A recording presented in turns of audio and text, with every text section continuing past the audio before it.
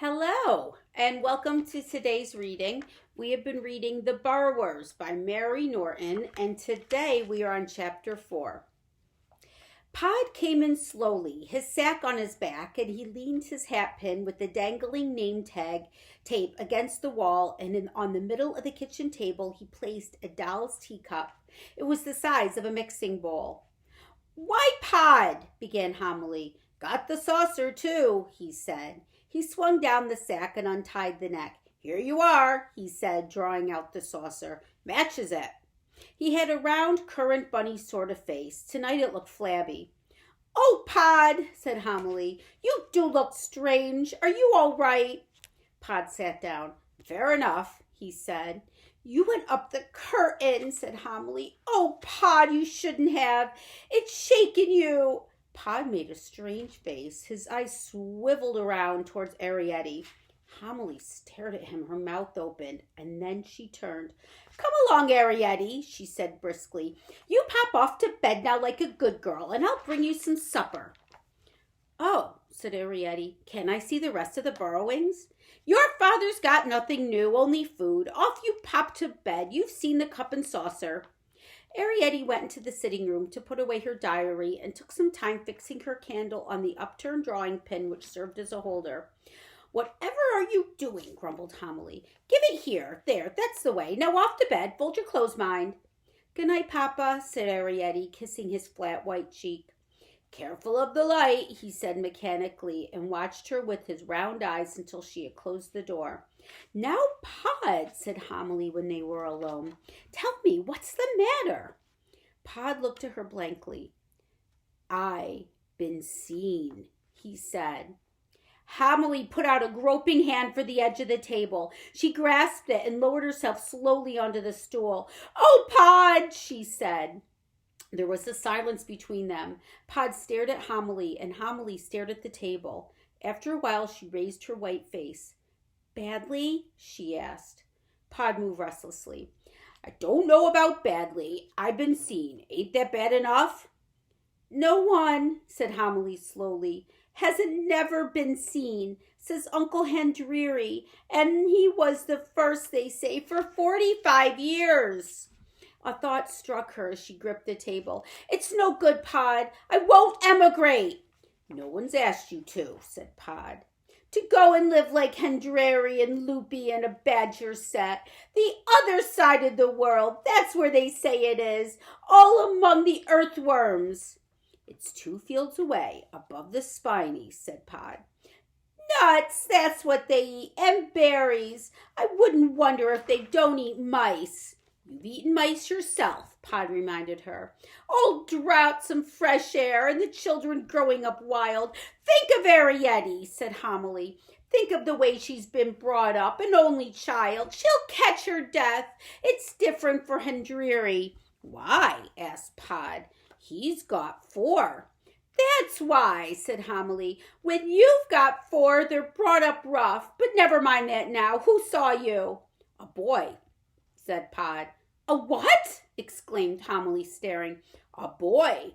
Pod stretched out a rough shape in the air with his hands. "You know, a boy." "But there isn't. What sort of a boy?" "I don't know what you mean, what sort of a boy. A boy in a nightshirt. A boy. You know what a boy is, don't you?" "Well, yes," said Homily. "I know what a boy is, but there hasn't been a boy, not in this house, these 20 years. "Well," said Pod, "there's one here now." Homily stared at him in silence, and Pod met her eyes. "Where did he see you?" asked Homily at last. "In the schoolroom." "Oh," said Homily, "when you was getting the cup?" "Yes," said Pod. "Haven't you got eyes?" asked Homily. "Couldn't you have looked first?" "There's never nobody in the schoolroom, and what's more," he went on, "there wasn't today."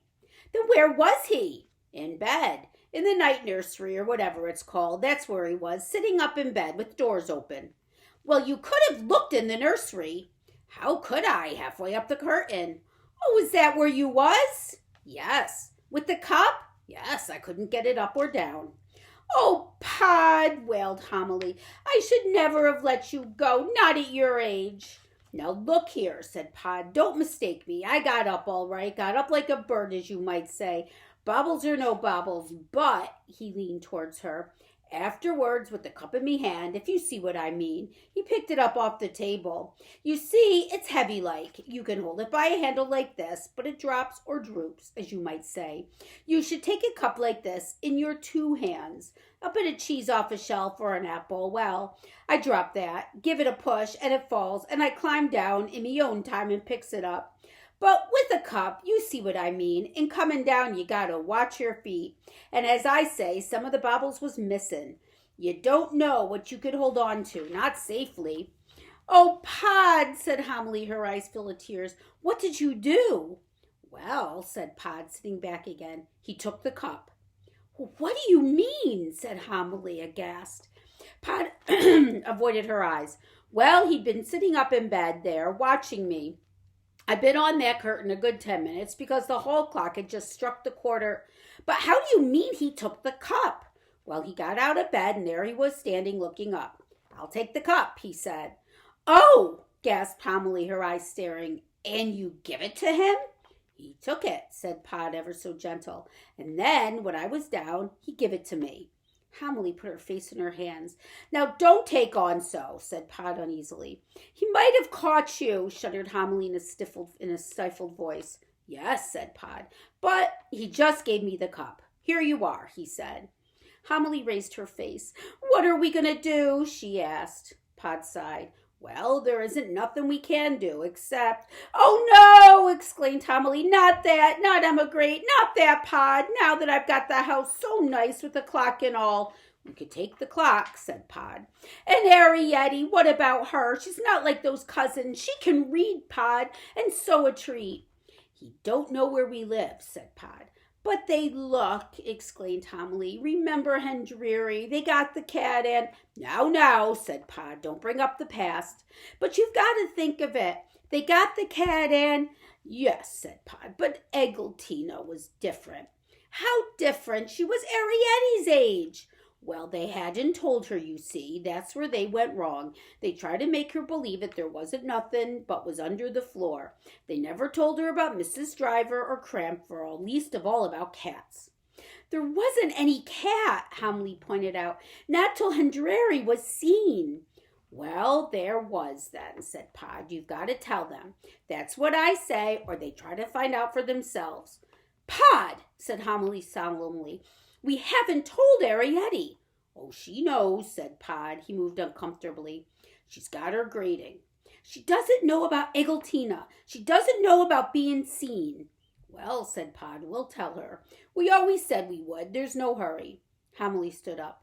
Pod, she said, we're going to tell her now. And I have a picture here. And this is of Pod trying to escape down the curtain, and the boy sees him and helps him with the cup. And that's it for today. So hopefully I'll see everyone back here tomorrow for chapter 5. Have a great day. Bye.